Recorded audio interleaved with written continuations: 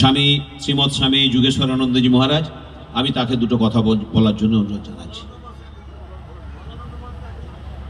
আমাদের মধ্যে আরেক মহান ব্যক্তিত্ব উপস্থিত আছেন, শ্রীমৎ স্বামী শিবরূপানন্দজি মহারাজ, আমি তাকে দু কথা বলার জন্য অনুরোধ জানাবো।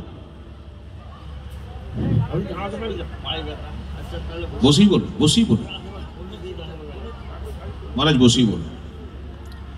ওম জননী শারদাং দেবী রামকৃষ্ণ জগদ্গুরু পাদপদ্মে শ্রীত্বা প্রণমামি মোহর।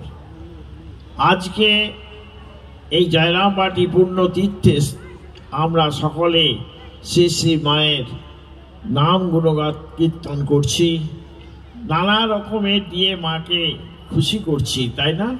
আর দুদিন পরেই কিন্তু মায়ের জন্ম। আজকে শ্রী শারদাময়ী দেবীর মহাতীর্থস্থান, এই মহাতীর্থস্থানে আমরা সকলেই মিলিত হয়েছি, যেন আমরা কুম্ভ মেলায় স্নান করছি, বলুন। তা আমরা আজকে এইখানে এসে খুব ভালো লাগছে, খুব আনন্দ লাগছে। আমি যখন 61 এখানে আসি তখন কিন্তু মহা জঙ্গল ছিল, এখানে একটা বিশাল জঙ্গল। তা সেই জঙ্গলের ভেতর দিয়ে আপনারা নিশ্চয়ই